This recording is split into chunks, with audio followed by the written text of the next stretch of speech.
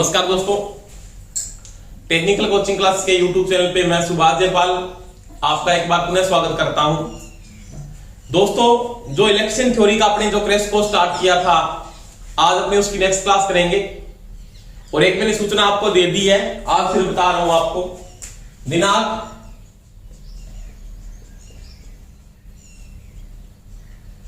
1/6/2021 को 12 PM to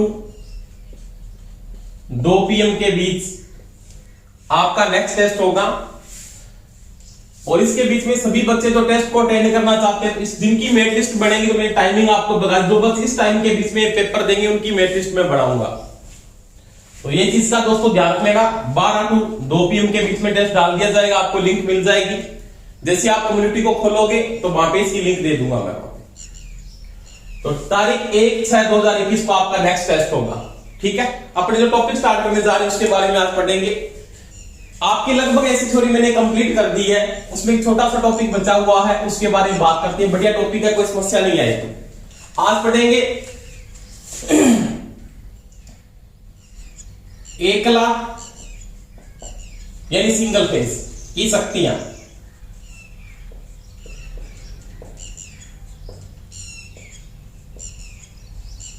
single phase की power की बात करते हैं। पावर कितने प्रकार की होती है, कौन सी पावर कहां पे यूज होती है, किस प्रकार से अपने उसमें क्या लेते हैं, काम में लेते हैं। तो दोस्तों बात करते हैं शक्ति।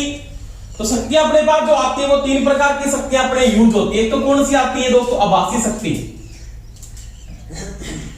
क्या आती है? आभासी शक्ति।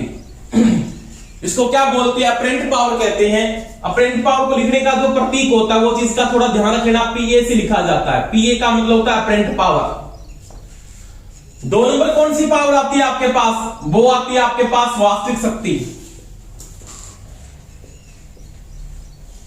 क्या आती है? वास्तविक शक्ति, जिसको अपने क्या बोलते हैं? True power. ट्रू पावर का मतलब सत्य शक्ति कहा जाता है, एक्टिव शक्ति भी बोलते हैं इसको अपने। इसको लिखने का प्रतीक होता है पीटी। किससे लिखते हैं? पीटी। टी का मतलब ट्रू पावर है। और 3 नंबर कौन सी आती है? वो आती है प्रतिघाती शक्ति, रिएक्टिव पावर। प्रतिघाती शक्ति, जिसको लिखने का प्रतीक होता है पी आर। क्या बोलते हैं? Reactive power. तो दोस्तों शक्ति अपने 3 प्रकार की यूज होती है, वास्तविक शक्ति, आभासी शक्ति और प्रतिघाती शक्ति। 3 प्रकार से पावर को अपने यूज किया जाता है। कौन शक्ति कहां पे काम आते हैं, कैसे इनका यूज करते हैं और किसके साथ इसका काम में लिया जाता है। ये जो शक्तियां है ना, वो किसकी है? एसी की है। किसकी है? एसी की है। अब डीसी में एक ही प्रकार की शक्ति आती है। डीसी में एक ही प्रकार की पावर होती है। डीसी की जो पावर होती है ना, डीसी की शक्ति होती है, वो कौन सी शक्ति होती है? तो उसको बोलते हैं वास्तविक शक्ति। एक ही पावर होती है डीसी के अंदर, और वो वास्तविक शक्ति होती है ओनली फॉर। क्योंकि डीसी में फेज एंगल नहीं बनता, यानी कलाकोण न बनने के कारण से पावर बन के वो एक ही प्रकार का जो एंगल क्रिएट होता है वो डीसी में एंगल नहीं बनता, क्योंकि धारा वोल्टेज क्या चलती है दोस्तों? इन पे चलती है। और यहां पे एक ही प्रकार का भार काम करता है। कौन सा? प्रतिरोधी भार। कौन सा भार काम करता है? प्रतिरोधी भार। और डीसी में जो प्रतिरोधी भार है वो कौन शक्ति खपत करता है? वो आपके पास कौन शक्ति पावर खपत करता है? वो करता है आपके पास वास्तविक शक्ति। तो देखो आभासी शक्ति क्या है, वास्तविक शक्ति क्या है और प्रतिघाती शक्ति क्या है, उनके बारे में अपने बात करेंगे। आभासी शक्ति क्या होती है? कोई भी जो उपकरण है, उपकरण का मतलब जो जनरेशन कर रहा है, उत्पादन कर रहा है, यानी किसी भी उपकरण के द्वारा दी गई आउटपुट जो उत्पादित कर रहा है, जैसे जनरेशन कर, जैसे अल्टरनेटर हो गया, ट्रांसफार्मर आपको आउटपुट दे रहा है, तो उत्पन्न शक्ति क्या कहलाती है? आपकी आभासी शक्ति कहलाती है। यानी किसी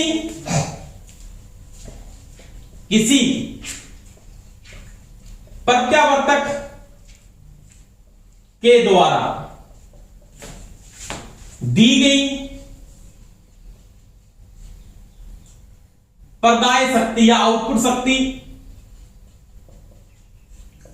प्रदाय शक्ति उसकी क्या कहलाती है? वो कहलाती है आपकी आभासी शक्ति, या उसको क्या बोलते हैं? अपरेंट पावर कहते हैं।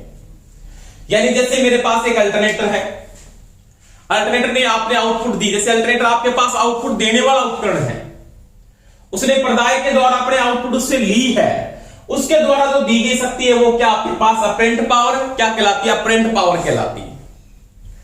अब ये जो अपरेंट पावर है ना, वो बाद में लोड पे डिपेंड करती है कि मैंने इसको दे दिया आउटपुट आपने, जैसे ट्रांसफार्मर आपका आउटपुट दे रहा है, अल्टरनेटर आपका आउटपुट दे रहा है, बाद में लोड कौन शक्ति खपत करे, लोड किस प्रकार का है, वो दो प्रकार की शक्ति को क्या करेगा? ड्रॉप करेगा। क्या करेगा? ड्रॉप करेगा। यानी अगर वो रेजिस्टिव लोड है, प्रतिरोधी लोड है, तो वो कौन शक्ति खपत करता है? वास्तविक शक्ति खपत करता है। यानी यहां पे आप लिख सकते हो किसी प्रतिरोध के द्वारा खपत शक्ति वास्तविक शक्ति कहलाती है। यानी कोई रेजिस्टिव लोड आपके पास है और उस रेजिस्टिव लोड के द्वारा जो शक्ति खपत होती है वो कौन सी शक्ति खपत होती है? वास्तविक शक्ति होती है। तो दोस्तों ध्यान रख लेना, डीसी की जो शक्ति होती है वो कौन शक्ति के बराबर मानी जाती है? वो होती है वास्तविक शक्ति के बराबर मानी जाती है। क्योंकि मैंने बताया आपको सर्किट के अंदर जब आपने पढ़ा था कि जब आपके पास रेजिस्टिव लोड है, कौन सा लोड है? रेजिस्टिव लोड है, चाहे उसको आप एसी के साथ जोड़ दो और चाहे किसके साथ जोड़ दो, डीसी के साथ जोड़ दो, वो सेम शक्ति को क्या करता है? खपत करता है। और वो भार कौन सा होता है? तो वो भार होता है प्रतिरोधी भार, जिसमें ओनली फॉर किसका मान पाया जाता है? आर का मान पाया जाता है।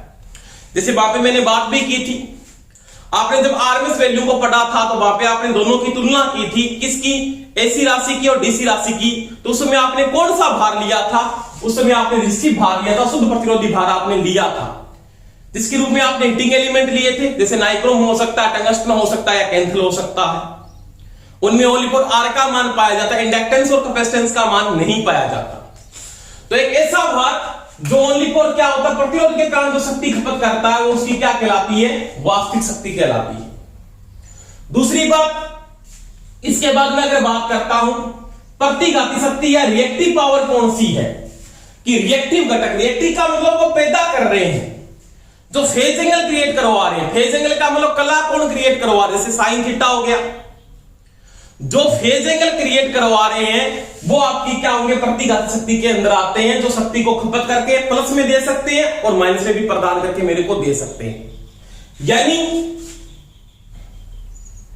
किसी संधारित्र का मतलब होता है कैपेसिटर, किसी संधारित्र व प्रेरकत्व के द्वारा खपत शक्ति प्रतिघाती शक्ति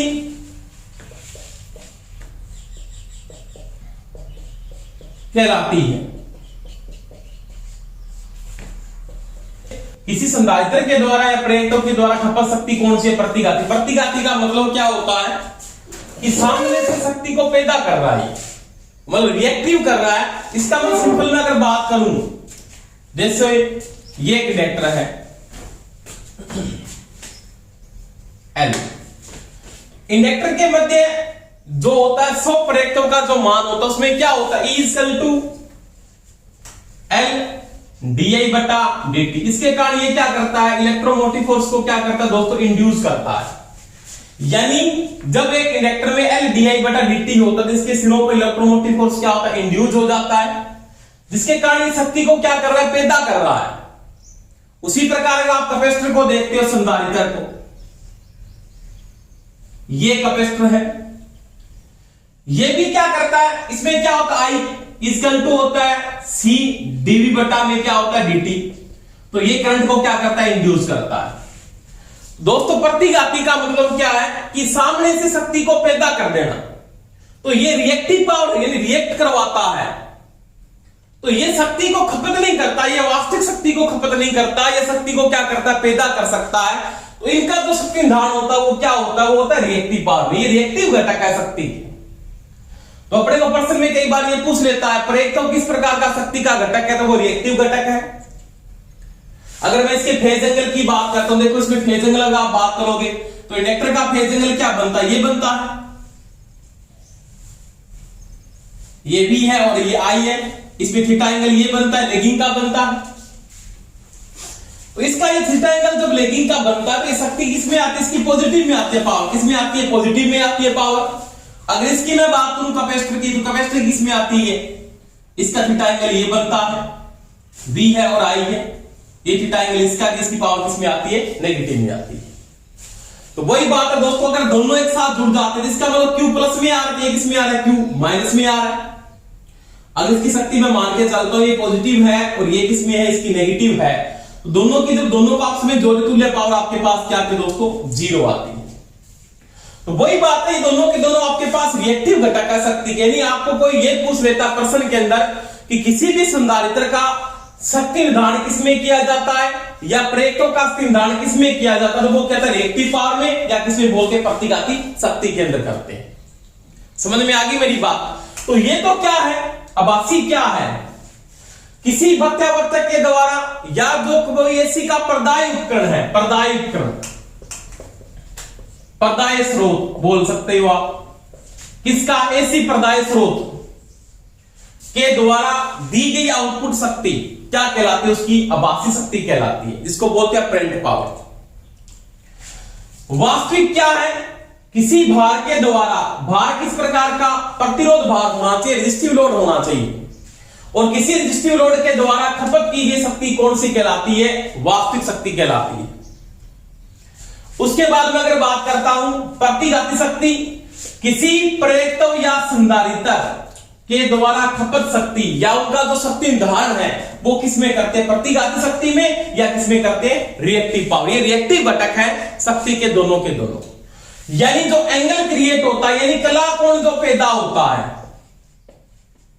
कला कोण वो कौन करते हैं, या तो प्रेरकत्व करता है या कौन करता है, संधारित्र करता है। क्योंकि आपको पता है रेजिस्टिव लोड का जो कला कोण होता है वो कितने डिग्री का बनता है, 0 डिग्री। चाहे उसको आप एसी के साथ जोड़ दो, चाहे किसके साथ जोड़ दो, डीसी के साथ जोड़ दो, वो क्या करता है दोस्तों, समरूप व्यवहार करता है। तो ये 3 प्रकार की शक्ति की मैंने बात की, आभासी शक्ति, वास्तविक शक्ति क्या है और प्रतिघाती शक्ति क्या होती है, इनकी बात की। अब देखो इनको कैसे ज्ञात करते हैं, इनका संबंध क्या है। तो रिएक्टिव घटक क्या होता है, एक्टिव घटक क्या आपका, और ये अपरेंट पावर है, इसका घटक क्या उसकी अपने बात करेंगे, वो देखो आराम से।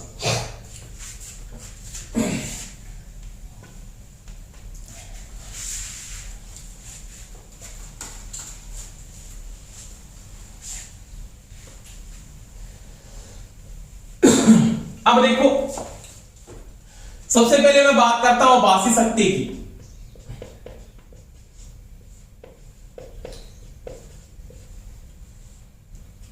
क्या कहते हैं, आभासी शक्ति, इसको एक नाम और से भी जानते हैं, असत्य शक्ति कहते हैं, असत्य शक्ति। इंग्लिश में क्या बोलते हैं, अपरेंट पावर, क्या बोलते हैं, अपरेंट पावर, पीए से लिखा जाता है। अब मेरे पास कोई भी पर्दाय का स्रोत, जैसे नेटवर्क है, मान लिया एक प्रकार का ये नेटवर्क है,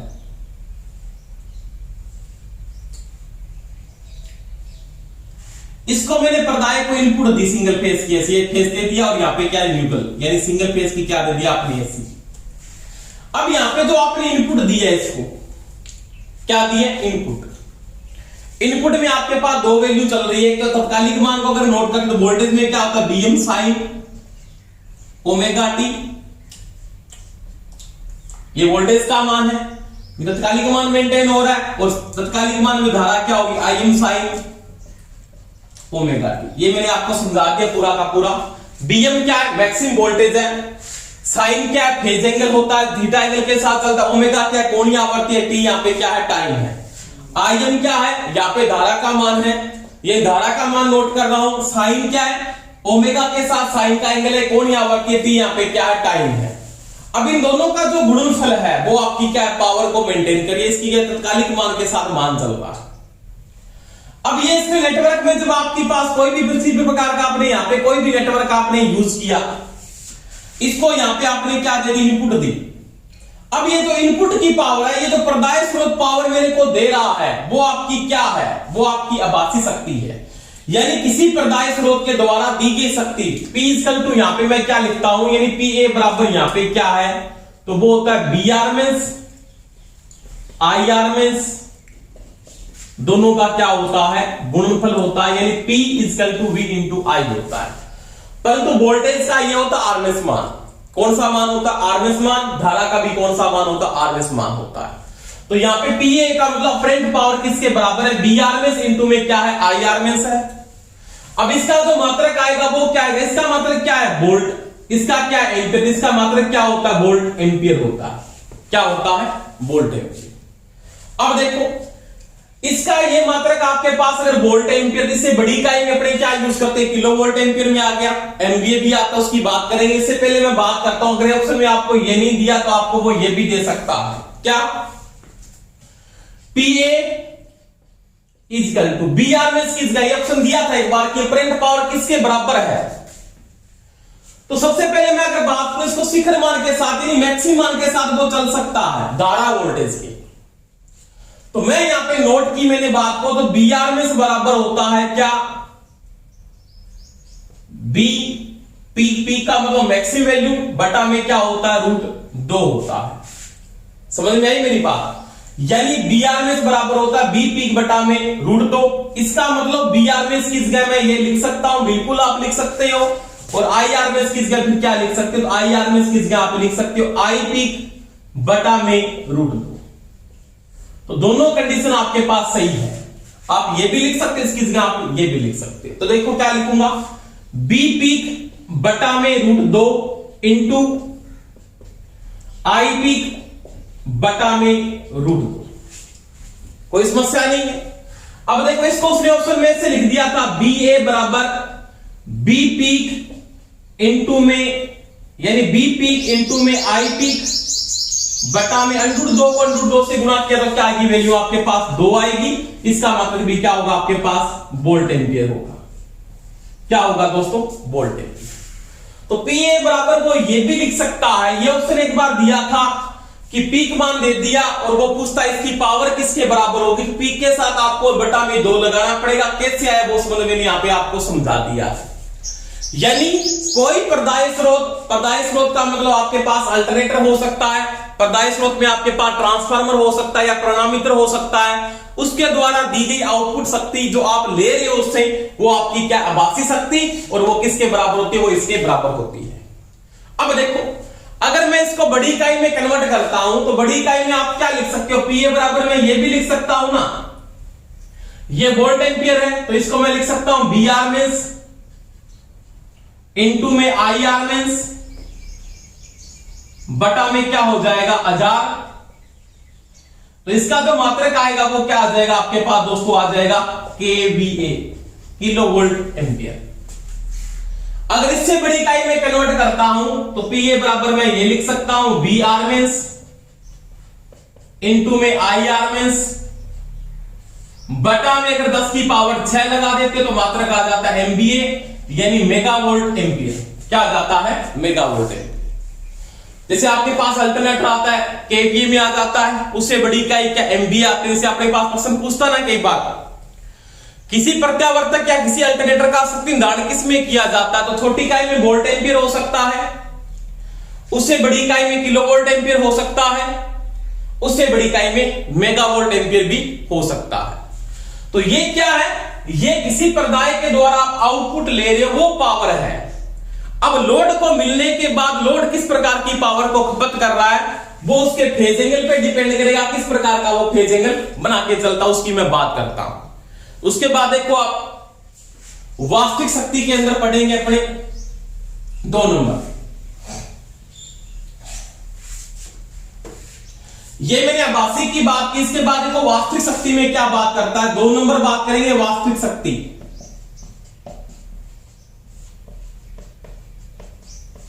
लिखने का प्रतीक PT, ट्रू पावर, जिसको सत्य शक्ति भी कहते हैं। क्या कहते हो? सत्य शक्ति या एक्टिव पावर भी कहते हैं इंग्लिश में। ये बात क्या बोलते हैं? Active power.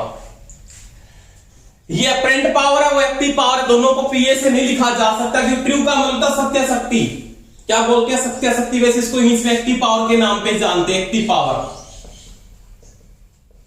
एक ही बात है, कोई समस्या नहीं होगी इसके अंदर। अब देखो, ये मैंने क्या किया कि किसी भी भार के द्वारा या प्रतिरोधी भार के द्वारा ये रेजिस्टिव लोड जो शक्ति खपत करेगा, कौन सा लोड, रेजिस्टिव लोड,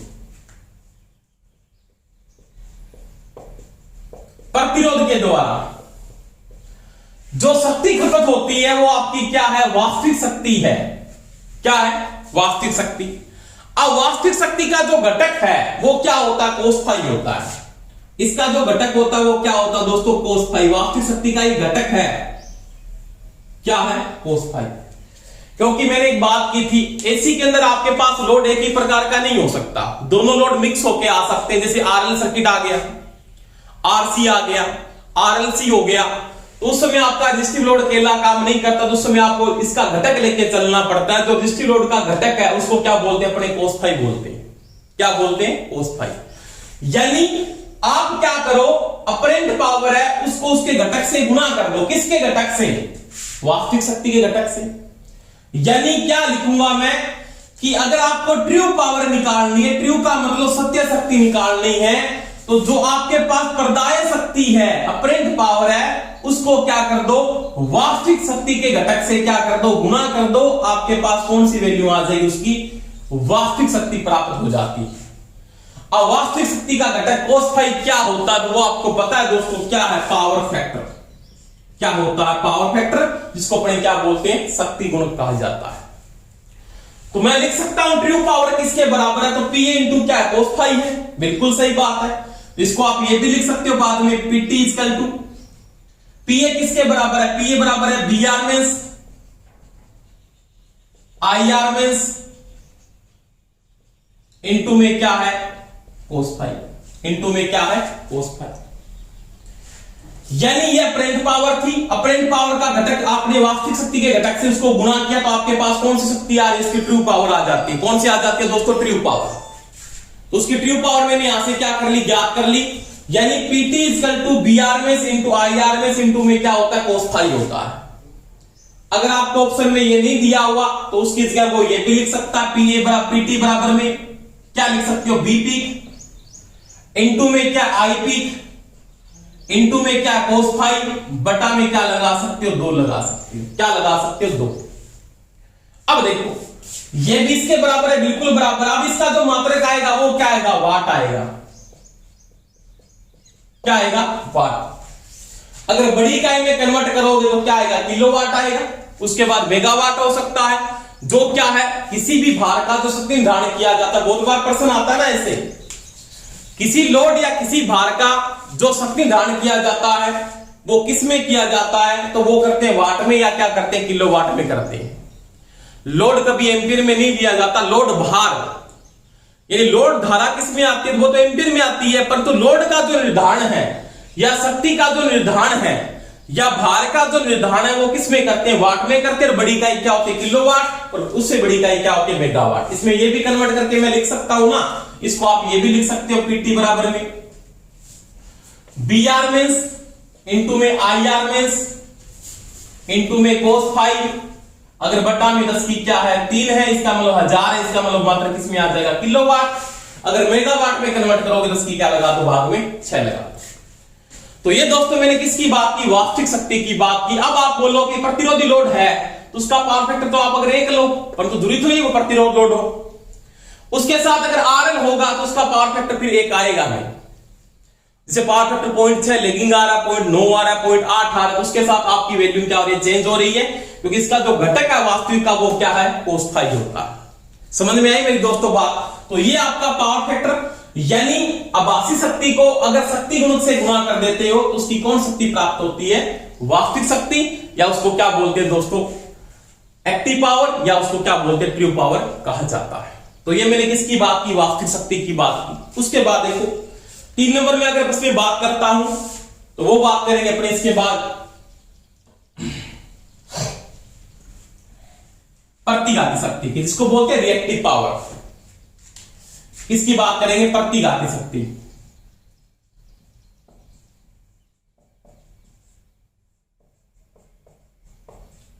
इससे पहले आपको यह पता होना चाहिए इसमें निर्धारण किसका होगा, प्रेरकत्व व संधारित्र दोनों किसमें आते हैं, प्रतिघाती शक्ति के अंदर आते हैं। प्रतिघाती घटक है, ये रिएक्टिव घटक है पावर के। कौन से घटक है, रिएक्टिव घटक, जिसको अपने क्या लिखते हैं, पी आर से लिखा जाता है। आर का मतलब रिएक्टिव, पी का मतलब रिएक्टिव पावर। अब रिएक्टिव घटक क्या है, तो रिएक्टिव घटक का ध्यान रख लेना। रिएक्टिव जो घटक है ना, आपका जो रिएक्टिव कंपोनेंट है या रिएक्टिव जो घटक है वो क्या है, साइन थीटा होता है। क्या होता है दोस्तों, साइन होता है। क्या होता है, साइन। क्योंकि साइन वेव जब काम करती है तो वो रिएक्टिव में प्रेरकत्व के साथ साइन वेव भी काम करती है, तो वो रिएक्टिव घटक है एसी का। अब यहां पे क्या करना है कि जो आपके पास अपरेंट पावर थी, अपरेंट पावर को अगर रिएक्टिव घटक से गुणा कर दें, किससे गुणा कर दें, रिएक्टिव घटक से, तो आपके पास कौन शक्ति आ जाएगी, उसकी रिएक्टिव पावर आ जाएगी। समझ में आ रही है मेरी बात। और आपको बहुत बार पूछ लेता है प्रेरकत्व का या संधारित्र का शक्ति निर्धारण किसमें किया जाता है, तो वो रिएक्टिव पावर में किया जाता है। इसका जो मात्रक होता है वो क्या होता है, VAR, वाट, वोल्ट एम्पियर रिएक्टिव। अब इसको मैं ये भी लिख सकता हूं, PR इक्वल टू, इसकी जगह आपको पता है BR means IR means into में क्या लिख सकते हो, साइन थीटा। वही बात आगे इसको ये भी लिखा जा सकता है ना, फिर क्या, PR बराबर अगर V पीक लेके चलते हो I पीक इनटू में साइन थीटा, फिर बटा में क्या आ जाएगा, 2 आ जाएगा। कोई समस्या नहीं, वो मैंने बात समझा दिया आपको।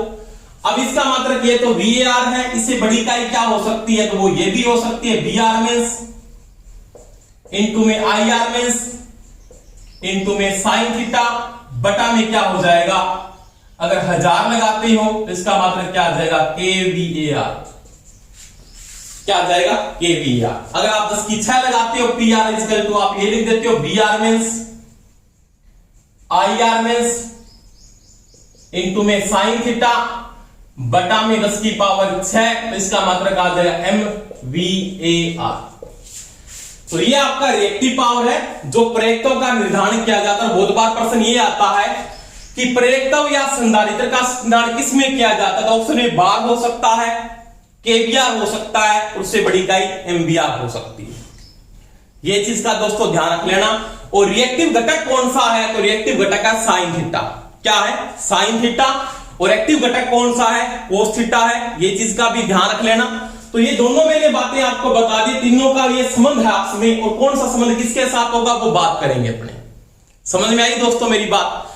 तो ये आपने की किसकी बात की, प्रतिघाती शक्ति की बात की, आभासी शक्ति की बात की, और किसकी बात की, वास्तविक शक्ति की। अब देखो इसके बाद बात करता हूं कि तीनों शक्तियों का आपसी संबंध क्या है, उसके बारे में देखो आराम से।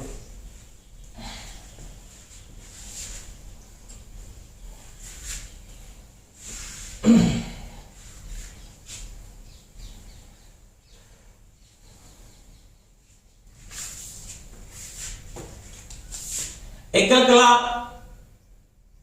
की शक्तियों का संबंध। आपके पास 3 पावर है। पहली कौन सी है, अपरेंट, ट्रू और रिएक्टिव। ये 3 पावर, इन तीनों का आपसी संबंध क्या है उसके बारे में बात करेंगे। इन तीनों का जो अपने बात करते, तीनों का संबंध आपके पास ये संबंध होता है।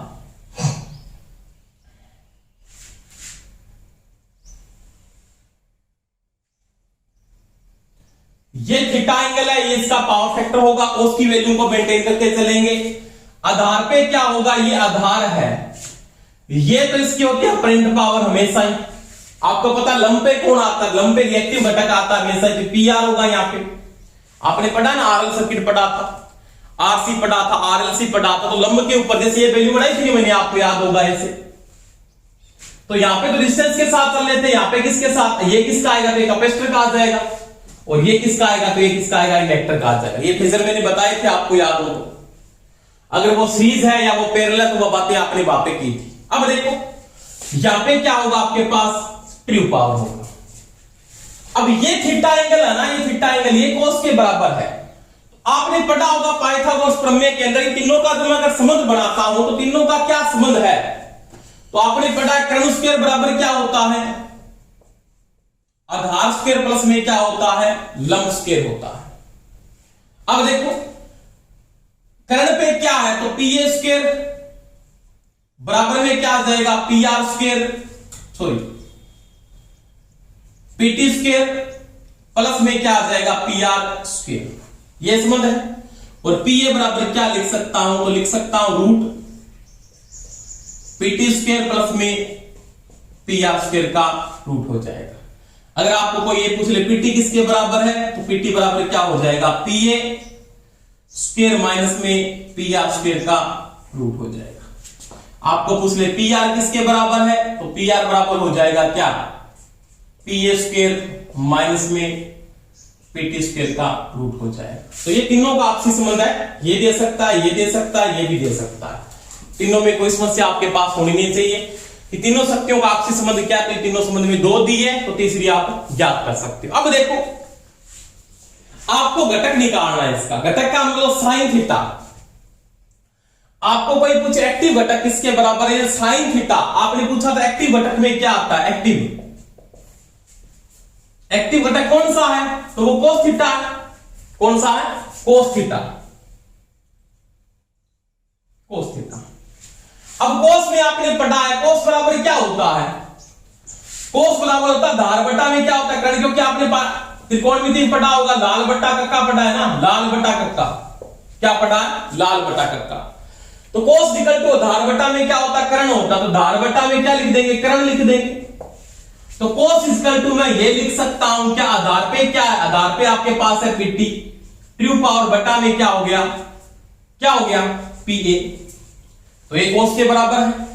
अगर इसको मैं ये भी लिख सकता हूं, अभी देखो इससे सेम आ जाएगा, कोस फाइव इंटू में क्या आ गया, पीटी बराबर में, सॉरी इंटू में क्या आ गया, पी ए बराबर में क्या आ गया आपके पास, पीटी। तो ये तीनों दोस्तों आपस में दोनं का संबंध है। यानी एक्टिव घटक में कोस फाइव बराबर आप नोट करो, यानी पावर फैक्टर बराबर शक्ति संबंध में क्या होता है। एक बार प्रश्न ऐसे आ गया था, आरएल या आरसी या एसी के सीरीज परिपथों में या समांतर परिपथों में शक्ति गुण का कौन सा संबंध सही है। जैसे मैंने लिख दिया, ये कंडीशन लिख दी,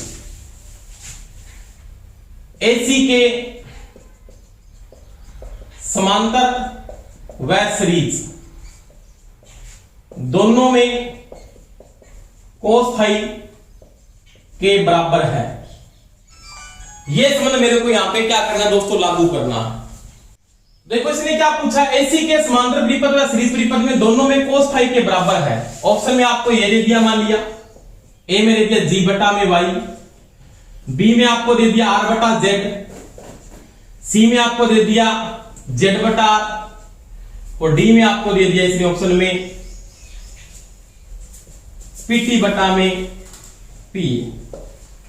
तो देखो दोस्तों ये तो किसमें लागू होता है, ये समांतर में लागू होता है, ये सीरीज में लागू नहीं होता, ये सीरीज में लागू होता है, समांतर में लागू नहीं होता, और ये समांतर में लागू होता है, सीरीज में लागू नहीं होता। इसका मतलब ये दोनों में लागू नहीं होंगे, तीनों ये दोनों में आप लागू कर सकते हो, चाहे सीरीज का सर्किट है और चाहे वो कौन सा है, समांतर का सर्किट है। तो पावर फैक्टर बराबर क्या लिख सकता हूं, वास्तविक शक्ति और आभासी शक्ति का जो अनुपात है, पीटी का मतलब ट्रू पावर, यानी वास्तविक शक्ति और आभासी शक्ति का जो अनुपात है वो आपका क्या कहलाता है, पावर फैक्टर या शक्ति गुणक कहलाता है। यानी लिख सकता हूं शक्ति गुणक किसके बराबर है, तो शक्ति गुणक बराबर क्या लिख सकता हूं, यानी कोस फाइव। तो लिख सकता हूं वास्तविक शक्ति बटा में क्या आएगा, आभासी शक्ति। इन दोनों का जो अनुपात है वो आपका क्या कहलाता है, पावर फैक्टर कहलाता है। तो ये मैंने कोस फाइव की बात की, एक्टिव घटक की बात की, जो आपका क्या है, कोस फाइव है, क्या है, कोस फाइव। अब देखो इसके बाद मैं अगर रिएक्टिव घटक की बात करूं, किसकी बात करूं, रिएक्टिव घटक की। और इस चीज को ध्यान रखना, इस ऑप्शन को वो ऐसे भी लिख सकता है, इस चीज में यहां पे और नोट कर सकता हूं, कोस फाइव बराबर वो ये भी लिख सकता है, पीटी पीए किसके बराबर था, तो पीए बराबर ये भी होता है पीटी स्क्वायर प्लस में पी आर स्क्वायर का रूट होता है। तो ये ऑप्शन भी आपको वो दे सकता है, कंफ्यूज मत हो जाना भाई, क्योंकि पीटी के जगह मैंने पीटी लिख दिया, और पीए बराबर क्या है, पीए बराबर क्या होता है, आधार स्क्वायर प्लस में लंब स्क्वायर का क्या होता है, रूट होता है। तो कोस फाइव बराबर वो ये कंडीशन भी लिख सकता है। अब देखो रिएक्टिव घटक की मैं अगर बात करूं, रिएक्टिव घटक यानी साइन थीटा क्या है, रिएक्टिव घटक साइन है, और साइन बराबर क्या होता है, लंब बटा में करण होता है, लंब बटा करण क्या होता है, लंब बटा में करण होता है। लंब क्या है, देखो लंब आपके पास है दोस्तों पी आर, रिएक्टिव पावर है जिसको बोलते हैं प्रतिघाती शक्ति है। करण क्या आपके पास पी ए है, तो ये किसके बराबर होता है, साइन थीटा या रिएक्टिव घटक के बराबर होता है। यानी इसको मैं ये भी लिख सकता हूं P A into sine theta बराबर क्या आता है, पी आर, जो मैंने समझ पहले भी करवाया, अभी आपके समझ में बात आ गई होगी। तो ये दोस्तों क्या है, रिएक्टिव घटक है। अब देखो, अब इस ऑप्शन को वो ये भी लिख सकता है क्या, साइन थीटा बराबर पी आर, और पी ए की जगह क्या वही बात हो सकती है, पीटी स्क्वायर प्लस में पी आर स्क्वायर का रूट हो सकता है, तो ये भी साइन थीटा के बराबर लिख सकता है। तो ये साइन थीटा इक्वल टू ये ज्ञात कर सकते हो, तो ये तीनों का आपसी संबंध है और तीनों के द्वारा आप इस सिस्टम को इससे ज्ञात किया जा सकता है, चाहे वो रिएक्टिव पावर पूछ रहा है, चाहे वो एक्टिव पावर पूछ रहा है, और चाहे वो क्या पूछ रहा है आपके पास, अपरेंट पावर पूछ रहा है। तो ये मैंने बात की, अगर दो शक्तियां दी है तो तीसरी आप ज्ञात कर सकते हो।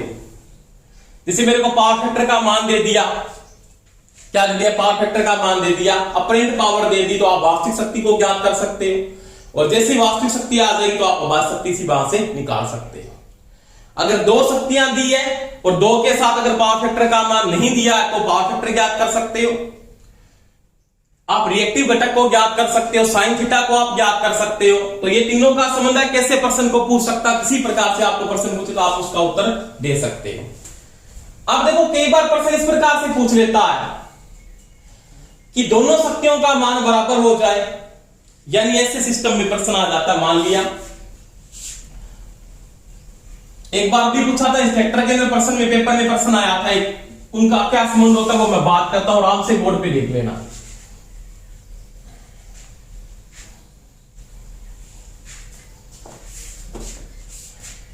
क्या कंडीशन है, कंडीशन दो तीन कंडीशन आएगी यहां पे। एक नंबर बाद में मैं लिख देता हूं, यहां पे संबंध आपका, आपको कोई भी एक संबंध दे दिया, उसने कोई भी एक संबंध दे दिया। देखो संबंध है, संबंध के साथ आपको वो यहां पे पूछ सकता है शक्ति गुण का मान, यानी कोस फाई कितना होगा, कोस फाई का मान क्या है। पहला जो संबंध आपको दे दिया उसने, दो तीन कंडीशन पूछ सकता है। उससे पहले मैं एक बात लिख रहा हूं यहां पे, sine theta 0 degree, 30 degree, 45 degree, 60 degree और 90 डिग्री। समझ में आ गई बात मेरी। उसके बाद यहां पे लिखते हैं कोस थीटा। साइन 0 डिग्री का जो मान होता है, साइन 0 का मान क्या होता है, वो होता है 0। साइन 30 का मान 1/2, साइन 45 का मान 1/√2, इसका मान √3/2 और साइन 90 का मान होता है 1।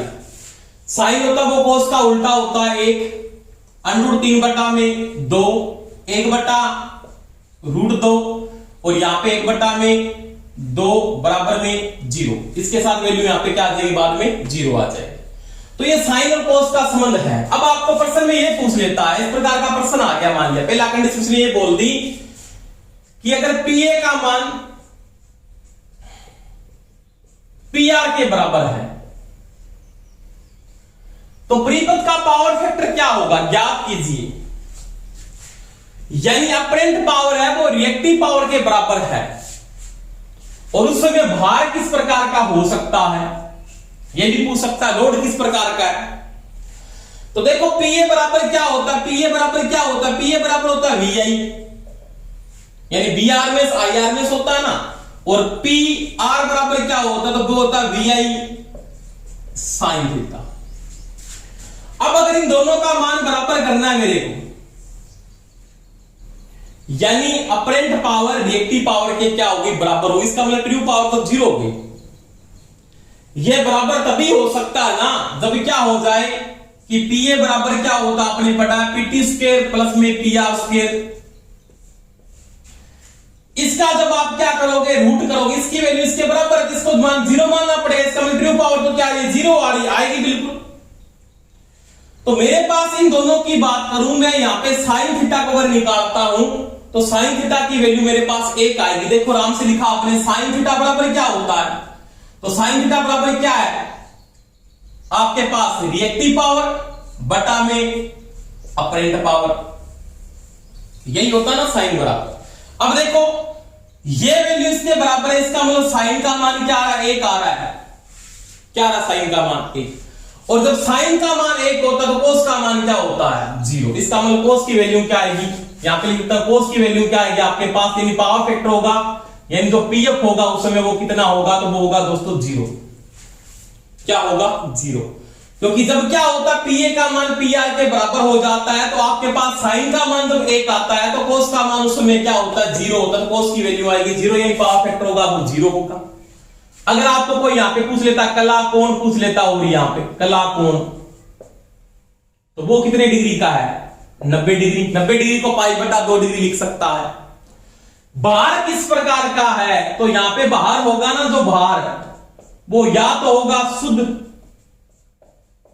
प्रेरकत्व या होगा शुद्ध संधारित्र, ये भार होगा आपका। क्योंकि शुद्ध प्रेरकत्व का भार का जो पावर फैक्टर होता है वो 0 होता है, वो ट्रू पावर खपत नहीं करता है। और शुद्ध संधारित्र का भी पावर फैक्टर क्या आता है? 0 आता है। तो ये चीज का ध्यान रख लेना है। दूसरी बात मैं अगर यहां पे ये करूं कि आपको ये बोल दे कि पीटी का मान, ये प्रश्न पूछा था इंस्पेक्टर के अंदर उसने, पीटी का मान पीआर के बराबर है, बहुत इंपॉर्टेंट प्रश्न था। यानी वास्तविक शक्ति रिएक्टिव शक्ति के बराबर हो जाती है।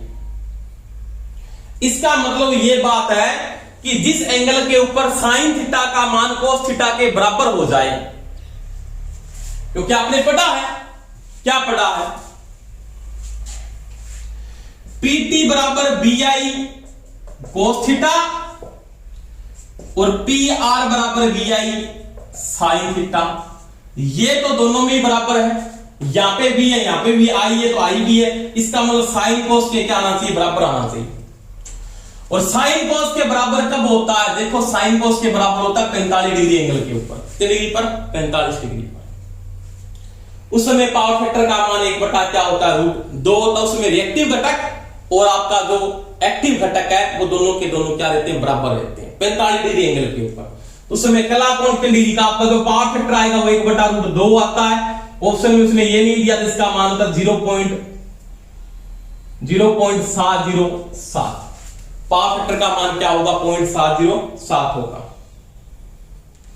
यानी पावर फैक्टर की जो वैल्यू आएगी वो 0.707 आएगी। आपका एंगल होगा वो कितने डिग्री का होगा? 45 डिग्री का। अब देखो भार किस प्रकार का है, तो भार में तो कोई भी हो सकता है। पावर फैक्टर का मान 0.7 लेगिंग भी हो सकता है, लीडिंग भी हो सकता है। तो लोड या तो होगा RL या होगा RC या होगा RLC, ये भार आपका हो सकता है। तो ये चीज का आपको ध्यान रखना है कि जब पीए का मान पीआर के बराबर हो जाए, इसकी वैल्यू इसके बराबर हो जाए, तो वहां पे कला कोण, पावर फैक्टर और भार के बारे में पूछ सकता है। तीसरी बात और बची एक, क्या बची? 3 नंबर कि पीए का मान पीटी के बराबर हो जाता है। मान लिया अपरेंट पावर इसके बराबर है, इसका मतलब रिएक्टिव पावर नहीं है। क्या नहीं है? रिएक्टिव पावर नहीं है, क्योंकि आपको पता है कोस फाई बराबर क्या है? तो पीए बटा में पीटी बटा में पीए है। अब ट्रू पावर बटा में अपरेंट पावर है, यानी वास्तविक शक्ति बटा में आभास शक्ति है। और कोस का मान क्या आता है उसमें? इसका मान है दोनों का बराबर। इसका मतलब कोस की वैल्यू क्या आएगी? 1 आएगी। कोस की वैल्यू क्या आएगी? 1 आएगी। और जब कोस का मान 1 आता है ना, तो पावर फैक्टर का मान क्या होता है? कोस का मान तो 1 है, तो पावर फैक्टर का मान तो इकाई आ गया। इसका मतलब पावर फैक्टर क्या होगा? यूनिटी होगा। और पावर फैक्टर यूनिटी होगा तो कला कोण होगा 0 डिग्री। अब पावर फैक्टर जब 1 होता है तो भार कौन सा होता है? शुद्ध प्रतिरोधी हो सकता है, शुद्ध प्रतिरोधी या RLC सीरीज व RLC समांतर का अनुनादी परिपथ होगा। यह चीज भी आप ध्यान रखना है। तो तीनों का आपसी संबंध है और तीनों मेरे एंगल को आपको बता दी इस प्रकार से, वो किसी प्रकार का प्रश्न आपको पावर में पूछ सकता है। ये तीनों मोस्ट इंपोर्टेंट प्रश्न है, किसी प्रकार से वो ऑप्शन में दे सकता है। इसका मान इसके बराबर, तो एंगल क्या है, cos फाई क्या है, आपको पूरा मैंने डिटेल से बता दिया। आपको ये चीज याद रखनी है और कोई समस्या आपके होगी नहीं। तो ये दोस्तों मैंने किसकी बात की, पावर की बात की, किस प्रकार से पावर आपको ज्ञात करनी है। आप न्यूमेरिकल करके देख सकते हो, कोई समस्या आए तो मेरे को बता सकते हो। तो ये दोस्तों किसका कॉन्सेप्ट था, पावर का कॉन्सेप्ट था। तो ये पूरा का पूरा मैंने पावर का कॉन्सेप्ट आपको करवा दिया। आप न्यूमेरिकल करके देख लेना, कोई समस्या है मेरे को बता सकते हो। तो ये दोस्तों आपका इसी थ्योरी का पूरा कॉन्सेप्ट था, मैंने डीपली पूरा कंप्लीट कर दिया है। तो सभी आप रोजाना क्लास अटेंड करके साथ साथ में नोट्स बनाएं और न्यूमेरिकल करके सभी देखें। अगर कोई समस्या आ रही है तो फिर मेरे को कमेंट करके बताएं, सर ये हमारे समझ में नहीं आया, फिर मैं आपको आंसर दे दूंगा। धन्यवाद दोस्तों। क्लास अच्छी लगी हो तो सभी लाइक करें और सभी शेयर करें, और जिन्होंने चैनल को सब्सक्राइब नहीं किया है वो सभी सब्सक्राइब कर लें। Thank you, best of luck. Okay.